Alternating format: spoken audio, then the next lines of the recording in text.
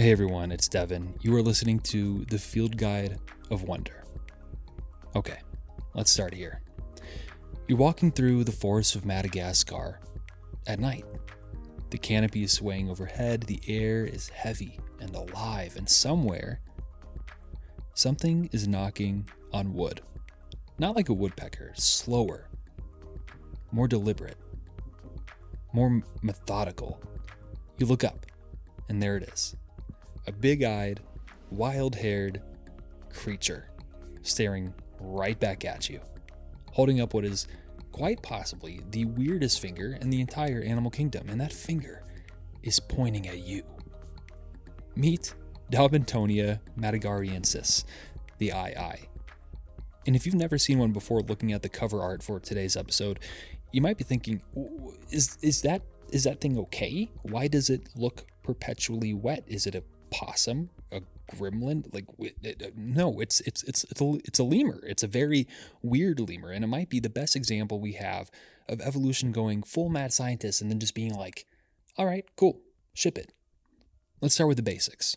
The eye is the world's largest nocturnal primate. It lives exclusively in Madagascar, like all lemurs, spending nearly its entire life up in the trees. Big eyes for night vision, ridged bat-like ears that can pinpoint the faintest sound, a bushy tail bigger than its body, and teeth, like a rodent's, that never stop growing, meaning they must constantly gnaw, or otherwise, well, they can't really go to the dentist, but I imagine it'd be quite painful.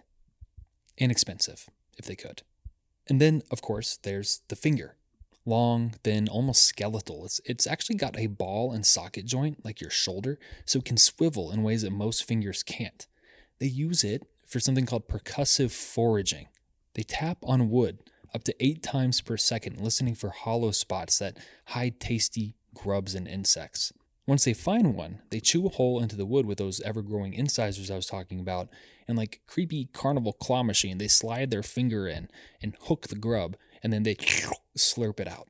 Functionally, they're filling the same ecological role as a woodpecker, which is wild because there are no woodpeckers in Madagascar. Evolution just made one out of a lemur. Now you might be wondering, how on earth did a primate end up with a finger like this? One idea is that eyes evolved to take advantage of a food source that no other lemur could access, which was the buried insect larvae. Over time, the middle finger just elongated and specialized, the jaw and teeth adapted for gnawing on wood, the brain wired up to process all that tapping and listening data. And the finger, it's not just for bugs, unfortunately. And you might know where I'm going with this. Eyes have been seen using it to reach into their noses. Yeah, they can touch their throat through a nostril, and then they eat whatever comes out, which is gross, but also probably a way to recycle nutrients, so also efficient. Oh, and that finger isn't the only weird thing on their hand. They've also evolved an extra digit. It's this tiny little pseudo thumb that helps them grip while they're doing all this work. Eyes are mostly solitary.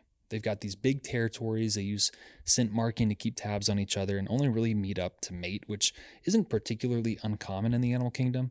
But here's where the human aspect comes in and messes things up. In parts of Madagascar, eyes are considered omens of bad luck, even death.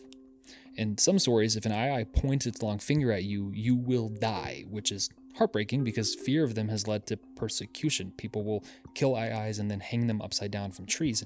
And that's a big part of why they're now classified as endangered.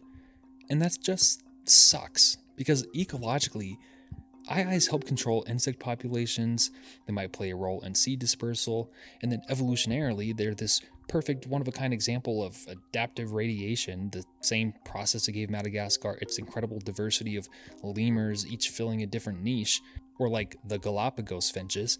And scientifically, they're this reminder that evolution doesn't have a normal. It's not trying to make something cute or conventional, it's trying to make something that works. And for the eye, this bizarre mashup of traits works beautifully. They have value in that they exist. So the next time you see a photo of one and you think, wow, that's weird looking and seems like it would sound like Jeff Goldblum if it could speak, remember those wide eyes, those gnawing teeth, that witchy looking finger, they're all perfect tools for a very specific job. It's evolution's way of saying you don't have to look right to be exactly what the world needs you to be.